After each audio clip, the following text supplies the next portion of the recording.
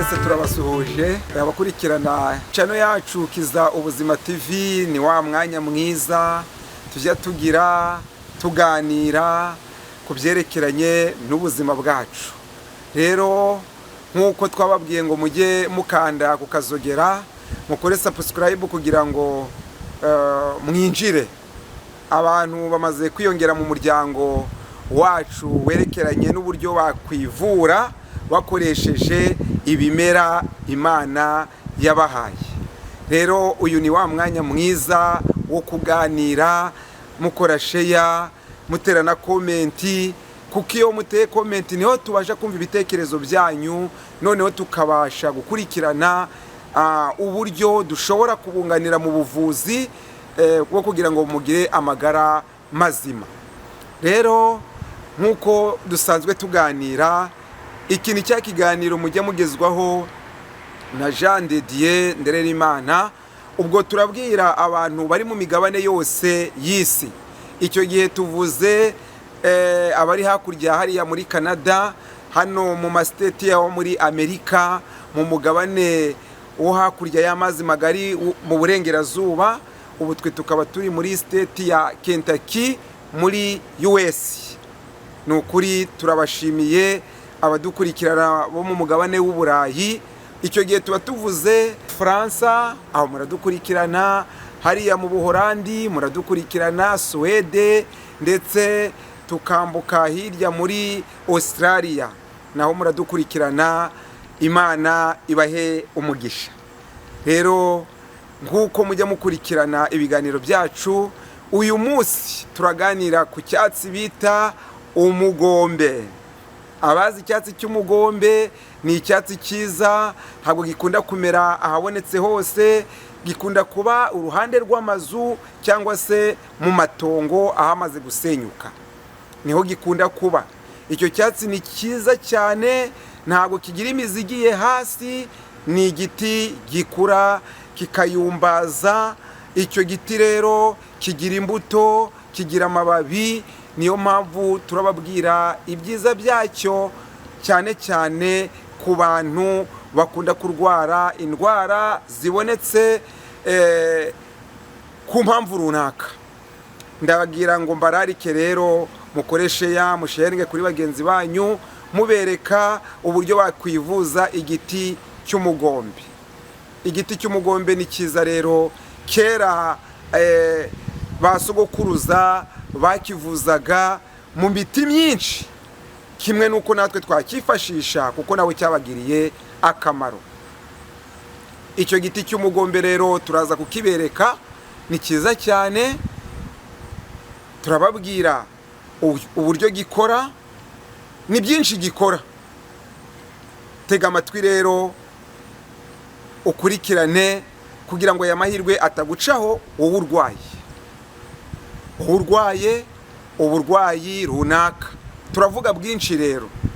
Icya mbere, iki giti bita umugombe, ni ukuvuga ngo hariho indwara nyinshi gishobora kuvura. Izo ndwara rero tugomba kumenya ngo ni izihe, ziba zaturutse kuki. Ahanini muzajya mubona indwara ziri hano mu isi bitewe n'uko icyaha cyaje, ibirere bigahumana, bihumanijwe n'iyi myuka y'intambara, ndetse n'igihe kiri kugenda gishira kubera kwegereza iminsi y'imperuka. Rero nk'uko bisanzwe, igiti cy'umugombe ni igiti cyiza cyane. Ni igiti ni ukuri kigira umumaro mwinshi, kandi kikunganira abazahajwe ndetse n'uburwayi. Uyu mugombe rero ushobora kuba wagize ikibazo, cyane cyane tugiye kwita ku miti gishobora kuvura umuntu igihe yaramutse yarwaye, yaramutse yagize uburwayi runaka, azitabaza umugombe biturutse ku buryo yafashwe na bwa burwayi. Rero umugombe uvura ikisi. turahera kwigogora riba ryabaye nabi mu gifu, ibiryo wabiriye ntibyava mu gifu vuba, noneho hakabamo icyuka. Icyo gihe koresha umugombe. Ugenda ufata umugombe, numara kuwusekura muri garama 20 agace k'agatasi, ni ukuri icyo gihe uzawitabaza. Noneho ukoreshe ubu buryo bukurikira. Ubu buryo bukurikira ni bwiza cyane, ndetse ku mugombe kuko ugira umumaro ku bantu benshi. Twababwiye ngo wirukana icyuka kibyimba mu gifu n'ibibazo byo mu gifu. Umurimo wawo wibanze cyane cyane nko kwigogora. Igogora baba bavuze igihe umuntu arimo kurya, hanyuma bya byo kurya bikamera nabi mu nda. Rero ni ukuvuga ngo uyu mugombe ni ingenzi cyane ku bantu bagize ibibazo by'inzoka. Icyo gihe turavuga nka sekarisi, ubuyoka bwa sekarisi, ubuyoka bwa ankylostome, inzoka ankylostome. Iyo nayo ishobora gukorwaho n'umuti w'umugombe. Icyo gihe rero bikorwa bite kugira ngo inzoka zisohoke cyangwa se zipfe zive mu nda? Icyo gihe uzafata garama 20 z'umugombe, nurangiza uwuvugute. Noneho numara kuvuguta, ikintu uzakora, uzafata ikirahuri cy'amazi y'akazuyazi. Noneho numara gufata ikirahuri cy'amazi y'akazuyazi, ni ukuvuga ngo cyane cyane ayo mazi y'akazuyazi ashyushye, ubwo uzaba ushaka gukemura ibibazo byo mu gifu. Noneho icyo kirahuri kimwe nyuma y'igaburo, ni ukuri inzoka uzanywa, maze mu gitondo na nimugoroba nta kintu urafata. Uzabikora iminsi itarenze 3. Ubwo ndi kubabwira ko uramutse warwaye ufite inzoka ya asekarisi, icyo uzakora, uzafata ikirahure cyangwa se litiro y'amazi. Numara gufata litiro y'amazi, usekura umugombe. Numara kuwusekura, hanyuma uzashyiramo agaheke kamwe ka tungurusumu. Numara wa mugombe wamaze gusekura, ugashyiramo litiro y'amazi, umimine neza, unywe mu kirahuri kimwe, ariko nababwiye amazi ashyushye. Noneho urumva numara kuwusekura muri iyo litiro y'amazi umaze gushyiramo amazi, uzashyira ku isafuriya ushyushyeho. Numara kuwushyushya, hanyuma uminine neza. Numara kumimina, hanyuma unywe ikirahuri mu gitondo, saa sita na nimugoroba, ntacyo urafata. Ubikore iminsi 3, maze uzirebere icyo bita inzoka ya sekarisi cyangwa se ankylostome. Icyo gihe nta mahoro izagira, mu by'ukuri zizasohoka ubireba. Bwa sekarisi ni ubuyoka bukunda gufata abana cyane. Rero ubwo ibyo ni ibya mbere ku mugombe. Ikindi twavuga ku mugombe, hari igihe usanga abantu cyane cyane barwaye icyo bita umuhaha. Uyu muhaha mubona wimba mu gutwi, ukabona hari ururenda rumeze nk'urumwira ruri kuva mu gutwi, ugutwi kuri kunyenya. Icyo gihe uzafata agatambara ukoze neza, agapamba ukogeshe neza utuzi tw'isuku mu gutwi. Numara gusukura neza, ufata umugombe uwuhondahonde. Numara kuwuhondahonda, uvangemo uruheke rwa tungurusumu. Noneho uzatonyanza igitonyanga kimwe muri kwa gutwi. Uzabikora mu gitondo na nimugoroba iminsi 7. Umuhaha uzaba wakize wifashishije umugombe. Umugombe ni igiti cy'igitangaza. Umugombe ushobora kuba warwaye icyo bita igihuba. Igihuba ni ya ndwara ifata igasatura mu mutwe, igafata abana. Icyo gihe uzafata icyo bita umugombe, ufate n'ibumba ry'icyatsi kibisi, hanyuma ubisekurane. Numara kubisekurana uzabisiga hahandi hari wogoshe neza, umusatsi wawukuyeho usige hahandi hari igihuwa, ya ndwara isatura mu mutwe ugasanga umutwe wabaye wagize amahembe abiri cyangwa se hajemo icyena. Icyo gihe wa mugomba uzawusigamo iminsi 7 uzaba umurwayi amaze gukira.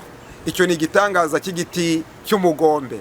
Ikindi giti cy'umugombe ari nacyo turiho ibyiza byacyo, reka tubwire abantu bakunda kurwara imyuka mibi. Imyuka mibi, icyo gihe uzafata umugombe usekure. Numara kuwusekura ufate y'amazi yawo cyangwa se ufate bya bikatsi byabyo ubivange n'amavuta y'intare.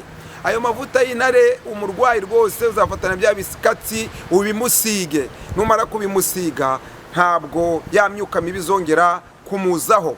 Icyo gihe azafata nkuko nababwiye, azanywa akarahuri kamwe mu gitondo akandi nimugoroba undi wisige.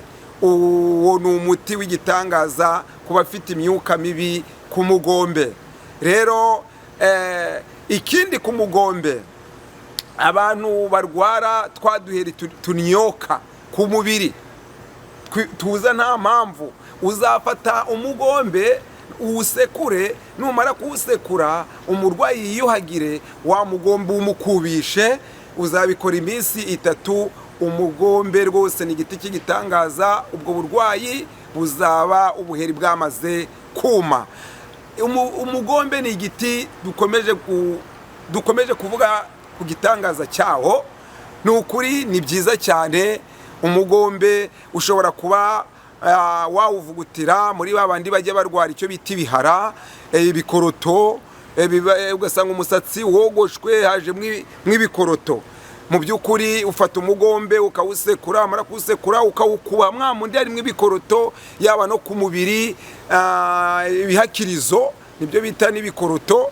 Ubwo icyo gihe ufata wa mugombe ukawukubamo iminsi 7, ugenda ukuba buri munsi anasomaho intama imwe. Icyo gihe umurwayi aba yakize. Ni ukuri igiti cy'umugombe ni cyiza, kandi mujye mugikunda. Tuzakomeza tubagezeho n'ibindi. Mujye mukurikirana icyo bita Kiza Ubuzima TV. Muzajya kuri YouTube mwandike Kiza Ubuzima TV, aho muzasanga uburyo bw'uburwayi bwinshi tuvura abantu dukoresheje ibimera, dukoresheje ibiribwa, ndetse tunaruboneraho no twakumva indirimbo zihumuriza umutima abarwayi. Ibyo ni ibintu bibiri byunganira umurwayi: kubona umuti, kubona indirimbo ziguhumuriza. Mu by'ukuri inzira n'iteme byaraciwe. Yoboka Kiza Ubuzima TV, hanyuma wibonera ibyiza bihari. Uzararikira n'abandi kuza kuri Kiza Ubuzima TV. Ni Kiza Ubuzima TV. Aho ngaho uzasanga ibyiza byinshi, uzahararikira mugenzi wawe. Kera abantu twajyaga tubavura dukoresheje kubatumaho bakadusanga aho dukorera ku macumbi cyangwa se aho ibiterane byabaye, bitewe n'uko insengero rero zagize ibibazo, amadini yafunzwe hirya no hino tujya tubyumva. Ariko nukurikirana Kiza Ubuzima TV, nujya kuri YouTube uzakoresha miti nkeya cyane nk'ijana, uzareba byinshi bigukiza udakoze urugendo wibereye iwawe. Umanuka ugiye munsi y'inzu yawe cyangwa uruhande rw'inzu, ushaka umugombe ku matongo. Nukuri nta rugendo uzakoresha, wikize indwara zikugarije. Ndetse tuzanabagezaho n'izindi ndwara nyinshi uko zifata, tubagezaho n'imiti myinshi ivura izo ndwara. Rero ujye uyoboka Kiza Ubuzima TV. Uyu ni wa mwanya mwiza tugomba kujya turarikira abantu gukurikirana Kiza Ubuzima TV. Amahoro y'Imana abane namwe. Naho ubutaha tuzasubira. Mugire umugoroba mwiza. Twitwa amazina Jean de Dieu Ndererimana. Turi muri US cyangwa se Amerika, mu mugabane w'uburengerazuba naho dukorera ibyiza byo kuvura abantu. Icyo gihe rero uduhamagara kuri purisi cyangwa se agasaraba 24087765598. ni karibu, tuzakuvura dukoresheje telefone ihamagarwa, tuzakunganira dukoresheje YouTube channel ariyo Kiza Ubuzima TV. Ibyo byose tuzabibagezaho. Imana ibaha umugisha, mukomeze kugira amahoro n'amahirwe ava ku mwami wacu Yesu Kristo. Murabeho nawe ubutaha.